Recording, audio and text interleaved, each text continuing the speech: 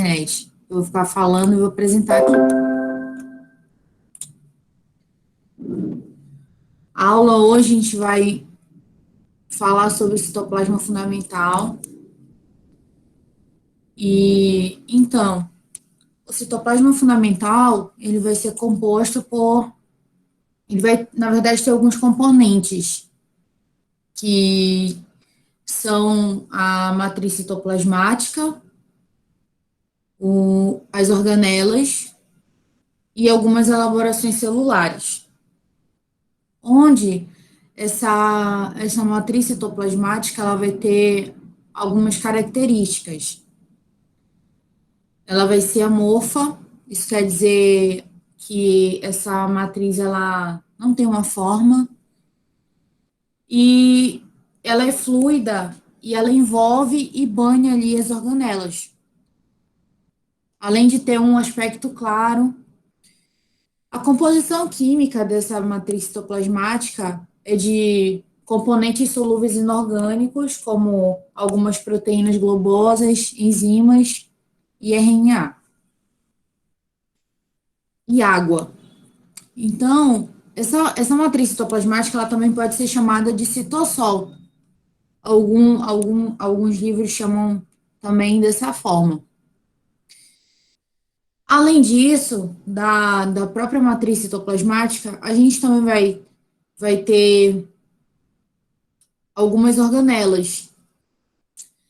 Então, o que acontece? Alguns autores definem organela como sendo uma estrutura da célula que tem características bem definidas, funções bem definidas dentro da célula. Outros autores já vão dizer que organela são, são aquelas estruturas que são membranosas, que são compostas pela membrana plasmática, pela bicamada fosfolipídica. Porém, a gente vai estudar algumas organelas agora. A primeira que a gente vai estudar é o retículo citoplasmático ou endoplasmático. O retículo endoplasmático, ele é uma organela membranosa que é composta por canais anastomóticos, que são canais que se interligam, é basicamente isso.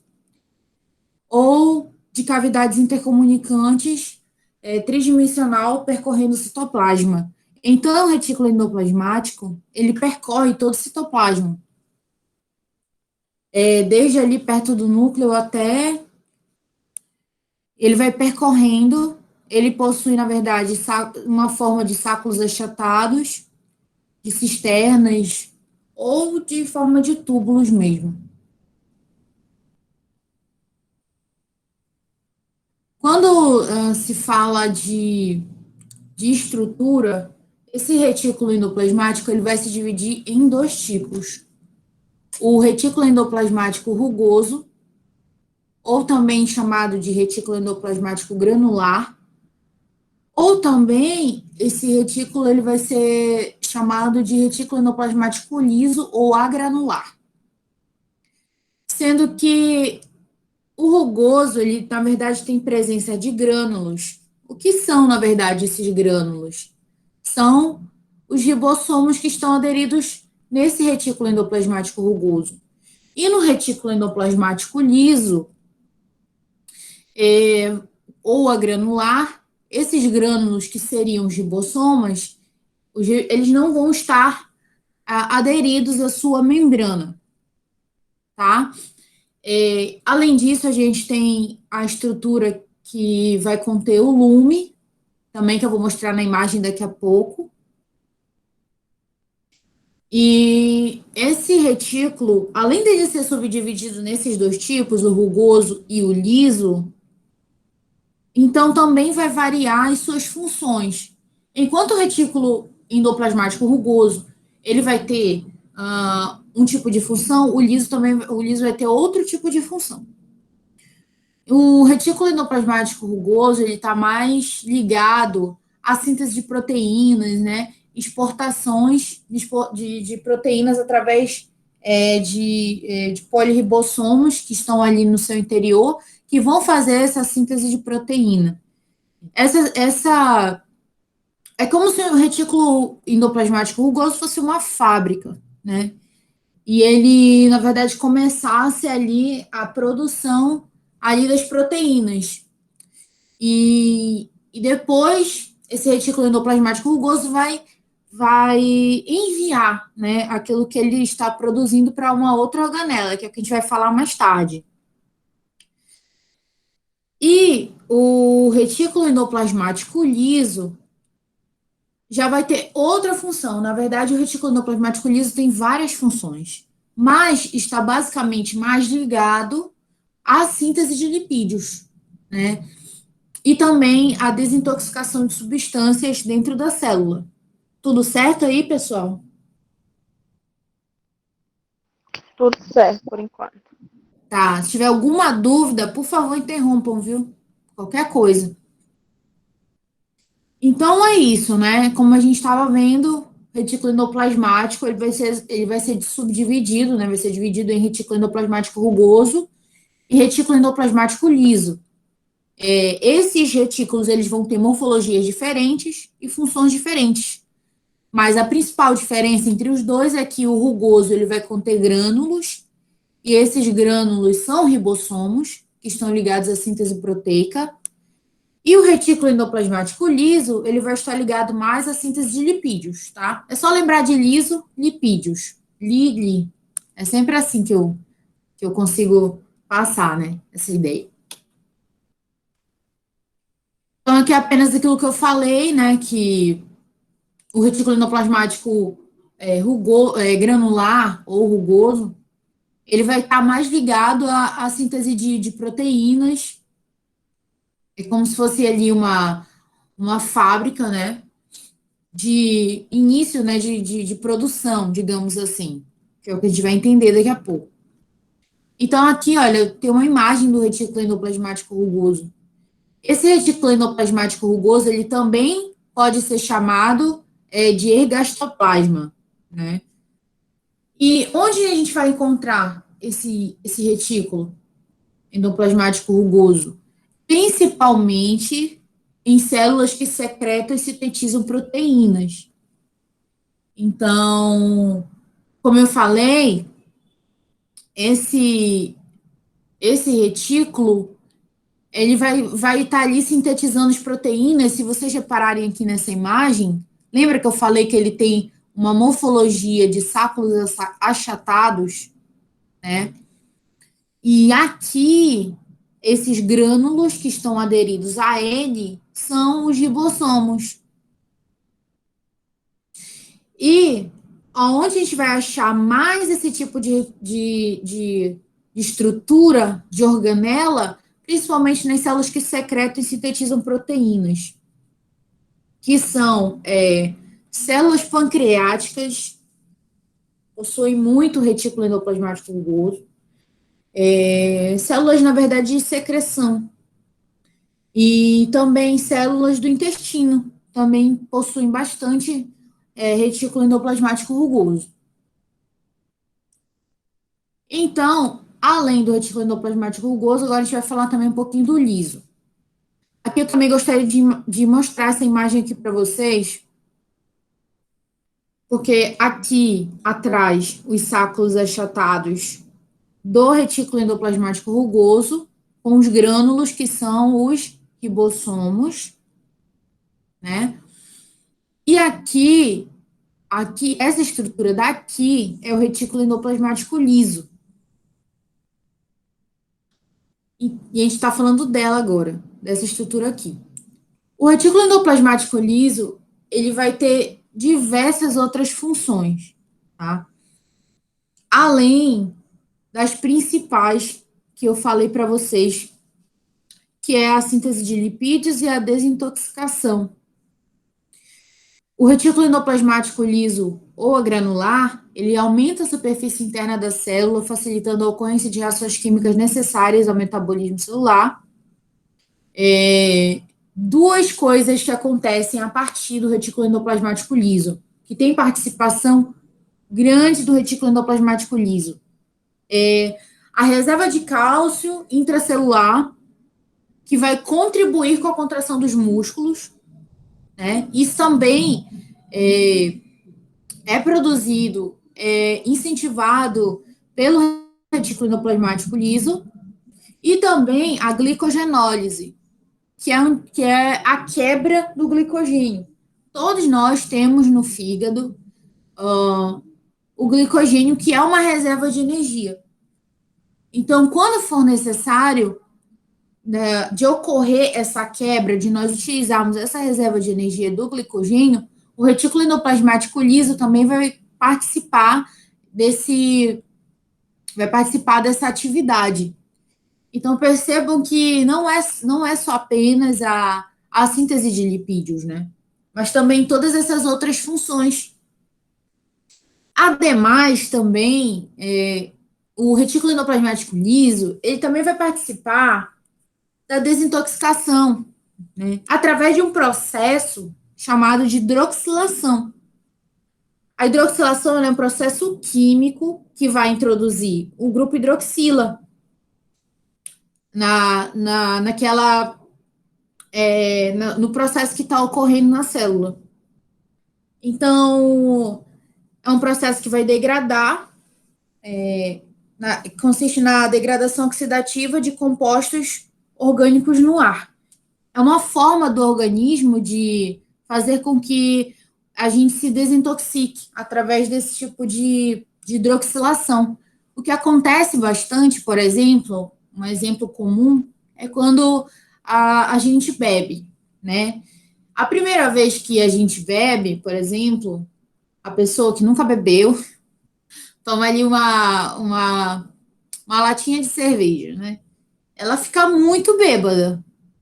Ela nunca bebeu na vida ali. Uma latinha vai deixar ela muito. Ou então um copo, às vezes, já vi também. Pessoas que ficam muito alteradas assim com um copo. Então, isso quer dizer que essa pessoa, ela tem pouco retículo endoplasmático liso. Geralmente, esse retículo endoplasmático liso, ele vai ser comum onde? Nos hepatócitos, que são as células do fígado. Então, aí, a pessoa, depois de um tempo, né, ela não quer mais beber uma latinha, né? Ela quer beber várias. Ela vai, toma, toma, bebe, bebe, bebe. Aí, depois de um tempo, ela vai contar pra ti, né? Quando eu comecei a beber, eu tomava uma latinha, eu ficava doido. Agora, eu tomo uma garrafa de Domos e não fico mais. Isso por quê? Porque cada vez que tu beber, o teu fígado vai produzir mais células de retículo que contém o retículo endoplasmático liso, e aí tu não vai mais ficar tão alterado assim. Então, vocês entenderam, gente, o que eu quero dizer? Sim, eu entendi perfeitamente. E perfeitamente, é o melhor exemplo, né? A pessoa que ela bebe e já não sente mais nada, né? Precisa de uma garrafa de 51 para ficar porre ou mais. Porque ela já tem bastante retículo endoplasmático liso. Acontece que essa produção excessiva também pode prejudicar, né? Ali o funcionamento da célula, né? Então tem que também dar uma maneirada, não pode ser também tão afoito assim. Então, daqui eu quero fazer uma recapitulação de tudo que a gente falou, né? Mas só finalizar aqui o retículo endoplasmático liso. E aí eu falei, né, que o retículo endoplasmático rugoso está presente em alguns tipos de células específicas do nosso corpo. Já o retículo endoplasmático liso, ele vai estar presente mais em células envolvidas com metabolismo de lipídios, principalmente, né? Não significa que é só nessas. Como eu falei, né, depende muito da função que ele está desempenhando. Mas quando se trata de metabolismo de lipídios, quando você vai ver uma histologia, né, e visualizar uma microscopia eletrônica, né, de células intersticiais do testículo, você vai ver que tem muito retículo endoplasmático liso. Isso porque O testículo ele vai produzir testosterona, que é um hormônio esteroide e que é um lipídio, né? Outro exemplo também de um tipo de uma glândula que possui também muita célula de retículo endoplasmático liso é a glândula adrenal também. Então, bora lá recapitulando, né? Eu falei. O retículo endoplasmático rugoso, ele vai estar mais presente em células que secretam e sintetizam proteínas, que é que são células pancreáticas ou células do intestino ali. E aqui no retículo endoplasmático rugoso, a gente vai ter uma síntese de proteínas mais intensas. É como se fosse, como eu falei para vocês, assim, o início da fabricação ali, né? Porque eu já vou explicar para vocês que daqui ele também vai ser destinado para uma outra organela. E o retículo endoplasmático, voltando aqui, o retículo endoplasmático rugoso, não esqueçam que a diferença é porque aqui no rugoso, além dele ter se formado de sáculos achatados, a gente vai ter os ribossomos aderidos a essa membrana do rugoso. Por isso que é chamado de granular, por conta desses grânulos que são ribossomos. E é por isso que há uma síntese de proteínas muito grande aqui. Quando a gente fala do retículo endoplasmático liso, que é apenas essa estrutura aqui, que a gente colocou para diferenciar do retículo endoplasmático rugoso, a gente já fala de outras funções. A gente fala sobre a facilitação de reações químicas necessárias ao metabolismo celular, entre elas a reserva de cálcio intracelular, que vai ajudar na contração do músculo, a glicogenólise, quando você precisar acessar a reserva energética de glicogênio, quem vai ser responsável por ajudar nessa quebra é o retículo endoplasmático liso, é responsável pelo transporte de substâncias no interior da célula, síntese de lipídios, como eu falei para vocês ainda agora, sobre os testículos, por que a célula ali dos testículos vai ter mais retículo endoplasmático liso? Devido à produção de testosterona, que é um tipo de lipídio. Também, olha, tem essa função aqui, armazenamento de substâncias, sendo os vacúolos da célula vegetal, derivada do retículo endoplasmático também. Daqui a pouco eu vou explicar sobre esses vacúolos aqui. Ademais, também, a desintoxicação é também feita por organelas do retículo endoplasmático liso, através de um processo chamado hidroxilação. Alguma dúvida até aqui, gente?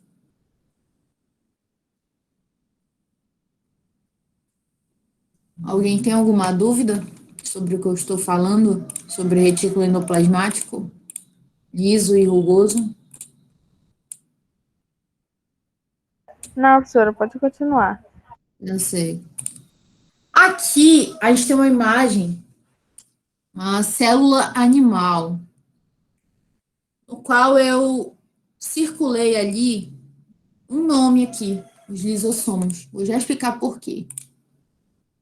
Célula animal, eucarionte, né? Vocês lembram a diferença entre eucarionte e procarionte, né? E eu circulei o lisossomo porque é uma célula específica, né? Animal. Quando a gente vai olhar aqui, a célula vegetal, eu também fiz alguns destaques. O destaque para a parede celular, destaque para o cloroplasto e para o vacúolo, né? Mas bora visualizar aquilo que a gente viu até agora. Aqui, a gente consegue visualizar o retículo endoplasmático rugoso, com os sáculos achatados, inclusive com os grânulos aderidos à sua membrana. Cada grânulo desse é um ribossomo. Mais aqui para frente, a gente já vai conseguir ver os o retículo endoplasmático liso, com esse outro formato, sem os ribossomos aderidos. E também outras organelas que estão aqui dispostas, mas em destaque para o lisossomo, que é uma organela que não está presente em células vegetais, tá? Já nas células vegetais, tem algumas particularidades, digamos assim, que não vai ter na célula animal, que no caso é o vacúolo. Lembra que eu falei que lá, que no retículo, quando eu estava falando de retículo endoplasmático liso, que ele não perdão, deixa eu voltar. Tá. Quando eu estava falando de retículo endoplasmático liso, que é ele que, a partir dessa organela, que vai ser produzido os vacúolos nos vegetais, né? Além disso, uma particularidade da célula vegetal é a parede celular e os plastos. O plasto, ele vai formar o cloroplasto, o tonoplasto, porque, na verdade, na célula vegetal existem vários tipos de plastos. Mas também tem, olha, o que tem em comum aqui? O complexo de Golgi, a gente vai ter o retículo endoplasmático rugoso também nas células vegetais, o retículo endoplasmático liso, ribossomos. Então, acho que um bizu que eu posso dar para vocês, toda célula eucarionte vai ter retículo endoplasmático rugoso, vai ter o retículo endoplasmático liso, né? Vai ter o complexo de Golgi, vai ter ribossomos. Só essa diferença aqui, que só tem lisossomo a célula animal, na vegetal não tem. Vamos prosseguir aqui. Os ribossomos, eles vão possuir características de grânulos, eles são grânulos eletrodensos de ribonucleoproteínas, né, de RNA ribossomal, mais proteínas básicas, que é produzido dentro do núcleo, esse RNA ribossomal, por genes, através de genes de DNA, que é acumulado no nucleolo e fracionado em moléculas menores, que são os ribossomos, né? Número de diâmetro 150 a 250. Aqui é mais uma característica morfológica mesmo. A gente vai também ouvir uma expressão muito comumente que a gente pode ouvir é sobre polirribossomas ou sobre polissomas. Quando a gente fala de atividade de síntese proteica que está reunida em pequenos grupos, ou ribossomos, vários ribossomos ali aderidos, eles são chamados de polirribossomas ou polissomas, onde o filamento de união se dá pela presença do RNA mensageiro. Lembra que eu falei lá no início que, dentre a definição de organela, do que seria uma organela, ou do que é uma organela, lembra que eu falei que os autores eles não chegaram ainda no consenso? Alguns dizem que organela são aqueles que são providos por membrana, que são ali, possuem a membrana plasmática. E o ribossomo, por exemplo, é considerado uma organela não membranosa, né? Ou seja, para alguns autores não é uma organela. Mas a gente estuda como se fosse uma organela não membranosa.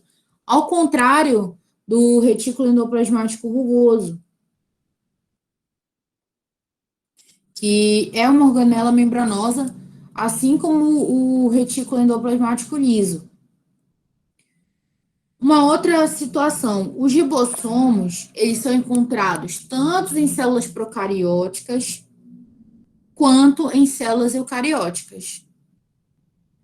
É uma das únicas organelas que são encontradas nos dois tipos celulares, tanto em célula eucariótica quanto em célula procariótica.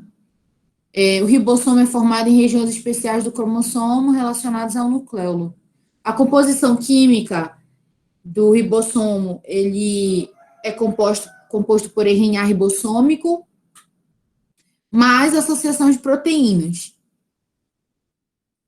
Então, aqui tem um textinho que fala assim: após a sua formação, ele migra para o citoplasma, onde pode ficar isolado, formando os polirribossomos, ou se encontrar nas membranas do retículo endoplasmático rugoso. Bora voltar aqui para a imagem.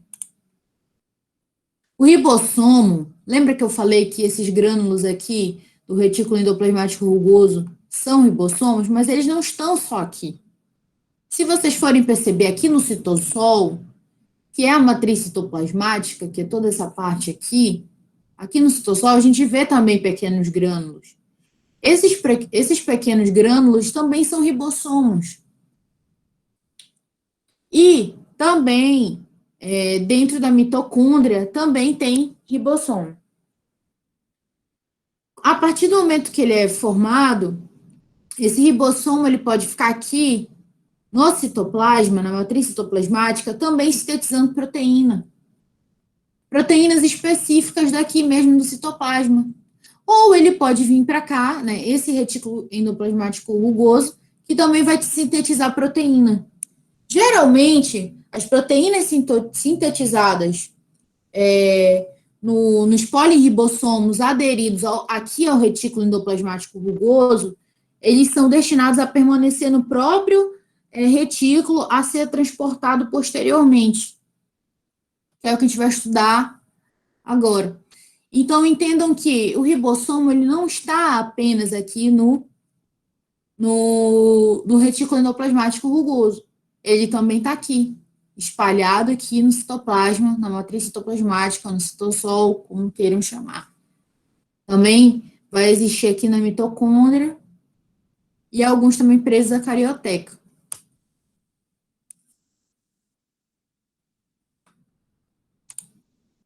Tudo certo aí, pessoal? Não vão dormir, gente. Não deixem sozinha aqui. Tá tão silêncio. Bora continuar. Então, nisso a gente vai falar agora também do complexo de Golgi. O complexo de Golgi, ele faz um monte de coisa. Vou logo falar para vocês. Ele também pode ser chamado de aparelho de Golgi, aparelho reticular, aparelho complexo, aparelho zoa, substância, complexo lameloso. Essa organela, ela foi descoberta por Golgi, viu? O nome do cara, o sobrenome dele era Golgi também. Ele conseguiu a visualização através de impregnação metálica, ou coloração histoquímica, através do advento da microscopia eletrônica. Só assim que essa organela pode ser visualizada. O complexo de Golgi, né, ele vai dar origem aos lisossomos, derivados de vesículas de complexo de Golgi. Quando a gente fala muito de complexo de Golgi, assim, eu associo muito a células secretórias, né? Células de secreção celular, quase que sempre, né, está envolvido ali com o complexo de Golgi. Geralmente, quando se fala da localização, eles estão ao lado do núcleo, mas isso pode variar também de célula para célula. Esse retículo endoplasmático, retículo endoplasmático não, esse complexo de Golgi, ele também vai possuir alguns tipos de sáculos achatados, vai possuir alguns tipos de formação de grandes vesículas secretórias ou vacúolos.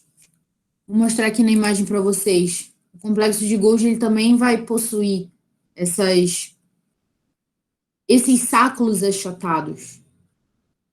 Aqui a fotomicrografia que mostra a imagem dos espaços internos. Esses sáculos achatados aqui são chamados de dictiosomas. Aqui, olha, são as vesículas.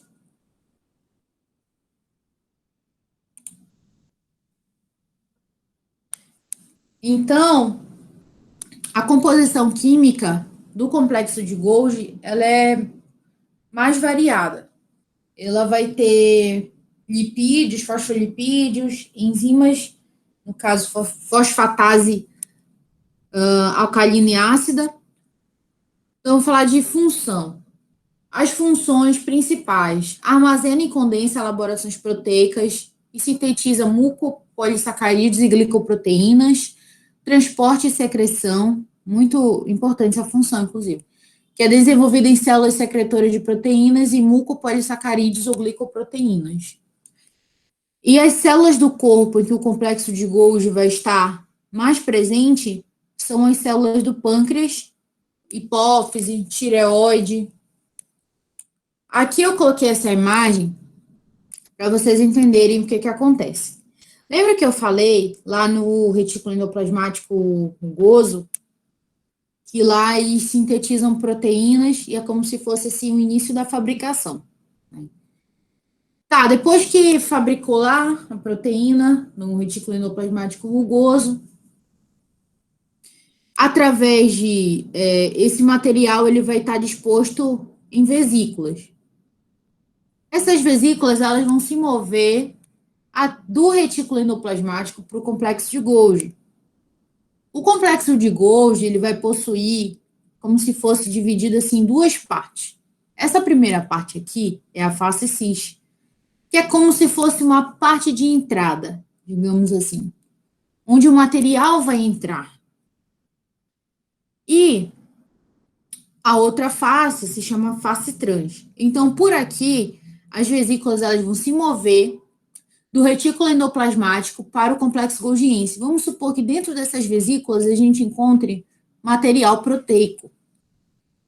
E aqui dentro do retículo do complexo de Golgi, essas vesículas, esse material vai sofrer modificações através da passagem pelas suas cisternas, né? Ele vai entrar aqui pela face cis. E quando sair do complexo de Golgi, vai sair uma nova vesícula com um material já modificado e vai sair pela face trans. Aqui, acho que nessa imagem aqui dá para entender melhor, na verdade.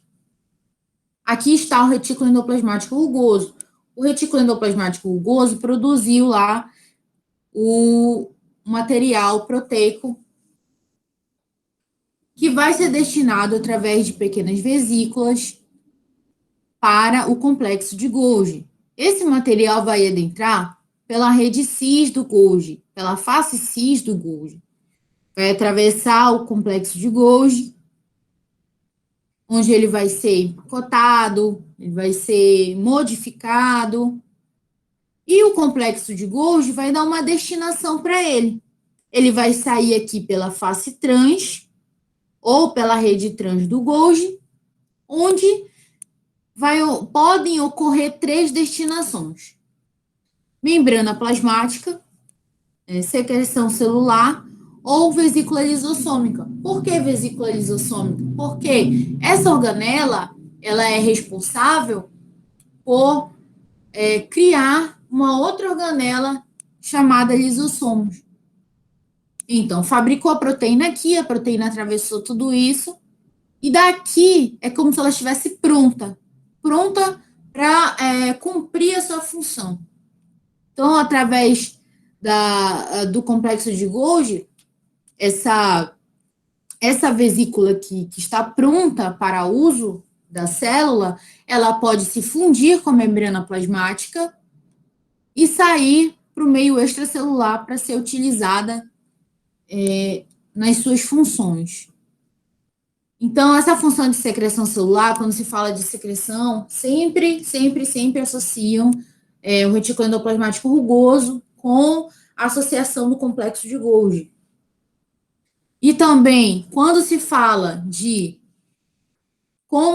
surgimento da organela dos lisossomos, também é associado ao complexo de Golgi, a partir do complexo de Golgi, que é criado os lisossomos.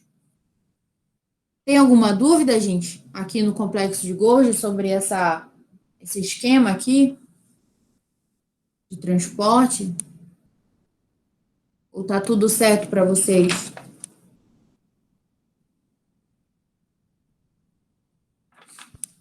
Bora, tudo certo. Bora continuar, então. Vocês podem interromper para perguntar, viu, pessoal? Não tem problema, não. Então, a via secretória é esse esquema que eu mostrei aqui para vocês também sendo mostrado mais uma vez. O primeiro passo seria algumas cadeias polipeptídicas entram no retículo endoplasmático rugoso e iniciam modificações que irão moldá-las na forma proteica final. Na membrana do retículo endoplasmático liso, lipídios liberados antes são reunidos. Então, porque o complexo de Golgi não recebe só do retículo endoplasmático rugoso, também do liso. Vesículas são formadas no retículo endoplasmático e então proteínas inacabadas e lipídios são transportados para o Golgi. Proteínas e lipídios adotam a forma final no espaço dentro do corpúsculo de Golgi. Diferentes modificações lhe permitem serem separados e despachados para destinos apropriados. Vesículas formadas no Golgi transportam os produtos finais para a membrana plasmática. Os produtos são liberados por exocitose. É aquilo que eu falei para vocês. Está vindo do retículo endoplasmático rugoso ali proteínas que vão passar pelo complexo de Golgi, que vai dar a destinação correta para esse material. Eu fiz as compras no supermercado, por exemplo. Deixei ali em cima. Deixei ali em cima na hora que eu fui pagar no caixa. Eu cheguei no supermercado. É como se eu chegasse ali no supermercado com o carrinho e a partir do momento que eu fosse colocando em cima da bancada para pagar, fosse o complexo de Golgi. Chegou ali, empacotou tudo. O funcionário do supermercado empacota e alguns até levam um carro. Ele vai dar a destinação correta para esse material. Então, do retículo endoplasmático rugoso vão vir cadeias polipeptídicas que vão ali passar pelo complexo de Golgi e podem sofrer, vão ser empacotados, e de lá do complexo de Golgi vão ter a destinação correta, que pode ser a secreção celular, pode ser, também pode se fundir a membrana plasmática ou a criação dos lisossomos, tá? Então, o complexo de Golgi consiste em um sistema de membranas lisas que formam vesículas e sacos achatados que são denominados dictiossomos. Então, esses sacos aqui achatados são denominados de dictiossomos. Mais um pouco sobre a função. O complexo de Golgi armazena, identifica, empacota, secreta substâncias. Que tipo de substâncias? Proteínas, quando estão vindo do retículo endoplasmático rugoso. Lipídios, quando vem do liso. Glicoproteínas, glicolipídios e outras também.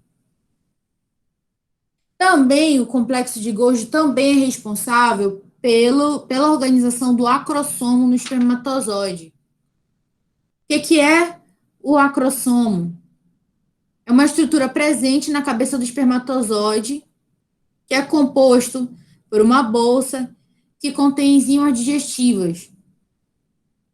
Então, essas enzimas, principalmente hialuronidase, que está composta ali no acrossomo, ele vai ser responsável por auxiliar na penetração do espermatozoide no óvulo. E quem é responsável pela criação desse acrossomo aqui, que possui essas enzimas, principalmente a hialuronidase, é o complexo de Golgi que vai dar origem. Certo, gente? Então, espero que esteja claro essa questão do complexo de Golgi. Os lisossomos, eles são criados a partir do complexo de Golgi. Lembra que eu falei? O complexo de Golgi vai receber o material do retículo endoplasmático rugoso e do liso, os lipídios. E esse material que sai a partir do complexo de Golgi também pode dar origem aos lisossomos. Os lisossomos, eles são organelas que ocupam cerca de 5% do volume da célula. Estão presentes em todas as células animais, né? Mas não está presente nas células vegetais, como eu falei lá em cima. E estão presentes em todas as células animais. A única exceção é com as hemácias. Nas células vegetais, o vacúolo desempenha as funções inerentes aos lisossomos das células animais. Então, lembra que nós não temos vacúolo. Os animais não têm na sua célula o vacúolo. O vacúolo é uma característica de célula vegetal. E o vacúolo vai fazer a função dos lisossomos, que é a função dos lisossomos na célula vegetal. Cada lisossomo é envolvido por uma unidade de membrana e contém enzimas hidrolíticas com atividade máxima em pH ácido, denominadas hidrolases ácidas. Então, o lisossomo ele vai estar responsável pela digestão dentro das células e tem a capacidade de degradar partículas, mas principalmente está envolvido na digestão intracelular. Como é que isso acontece? Quando o lisossomo ele é criado, bem aqui, olha, quando ele é criado a partir do complexo de Golgi, logo que ele sai, ele é um lisossomo primário. Assim que ele é secretado pelo complexo de Golgi, ele é um lisossomo primário.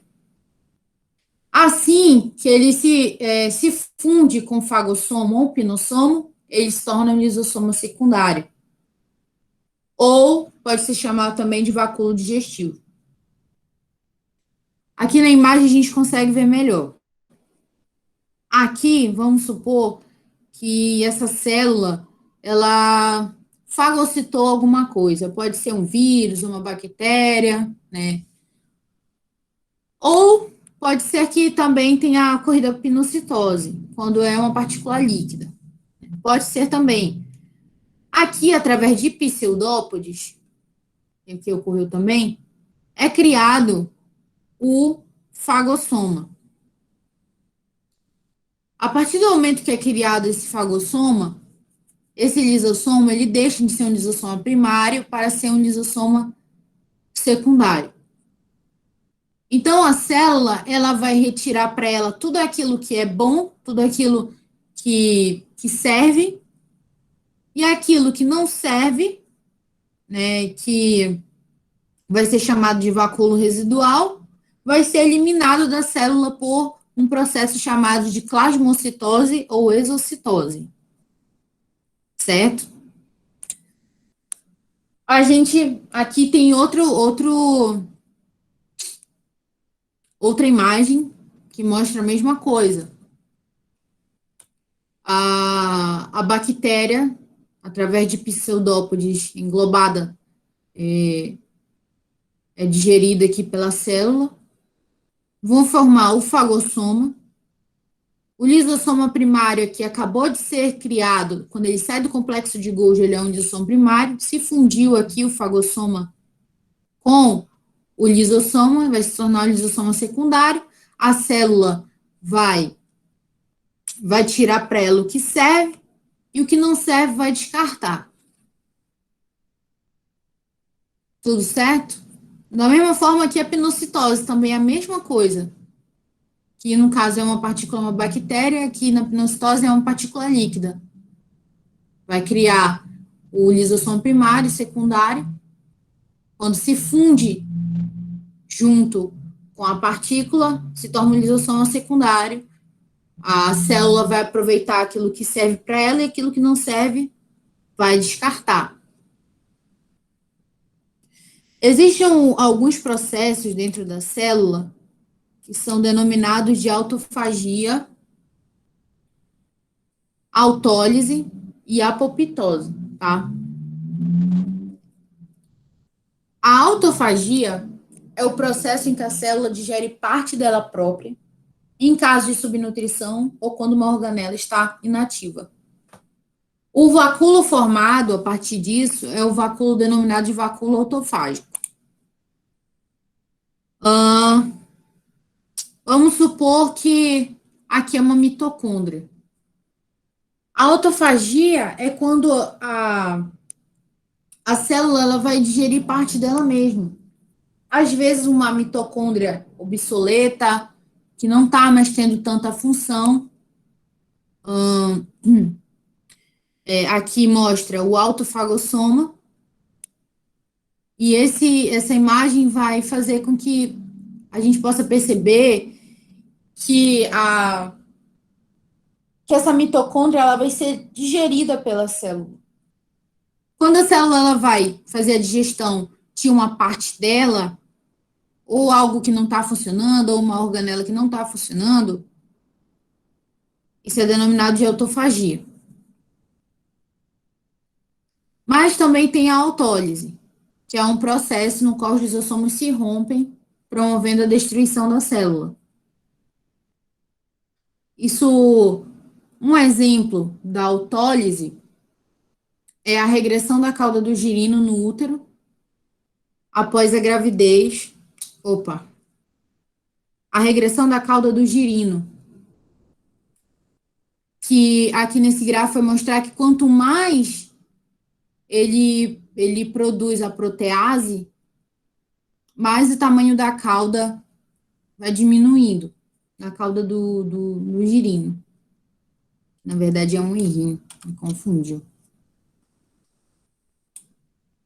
E também da silicose. A silicose é uma doença que se manifesta principalmente em pessoas que trabalham muito com sílica. A sílica ela vai enfraquecer a membrana do lisossomo. O lisossomo vai derramar suas enzimas no interior da célula e vai destruir essa célula. É muito comum confundirem a autólise com a apoptose. Presta atenção nessa parte aqui. A apoptose é um mecanismo de reparação. Quando tem alguma célula problemática, o próprio mecanismo de reparação programa a destruição dessa célula. É uma morte programada da célula. A autólise não. Gente, é isso. Tem alguém com alguma dúvida? E eu posso esclarecer? Eu posso falar mais um pouco sobre algum detalhe da aula? E professora, Pode falar. tem como a senhora explicar novamente sobre a autólise? E a apoptose? Tem. Pode ser também, mas principalmente a autólise, que eu não entendi. Beleza.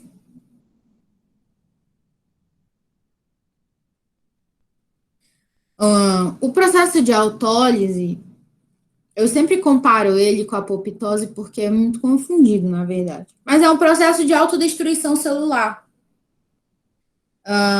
onde a membrana lá do lisossomo ela vai se romper, liberar as enzimas digestivas no citoplasma e causa a destruição da célula. Então, como exemplo, eu dei aqui dessa destruição da célula, no caso, a cauda do girino. Com o tempo, essa cauda ela vai diminuindo porque se aumentou a concentração de protease. A protease é uma enzima também. A enzima digestiva que é composta no lisossomo. Quanto mais ela aumenta, olha, mais a cauda diminui. Vai promovendo a autólise dessa cauda. E a silicose também, que é uma doença que a sílica enfraquece a membrana do lisossomo. Então, o lisossomo ele vai se romper, vai derramar suas enzimas no interior da célula. Lembra que os lisossomos eles são compostos por enzimas, por vários vários tipos de enzimas, mais de 40 tipos de enzimas hidrolíticas que são capazes de digerir quase todas as moléculas biológicas. Então, a pessoa que respirou muita sílica, ela vai desenvolver essa doença, onde os lisossomos vão se romper, derramar suas enzimas e destruir o interior da célula. Geralmente, essa célula é um alvéolo pulmonar, que vai causar doença na pessoa. Diferente da apoptose. A apoptose é uma morte programada da célula, é um mecanismo de reparo. Quando tem uma célula defeituosa, o próprio organismo ele se prepara para destruir essa célula, que é uma célula defeituosa, diferente daqui, onde o lisossomo se rompeu e destruiu a célula, por algum motivo.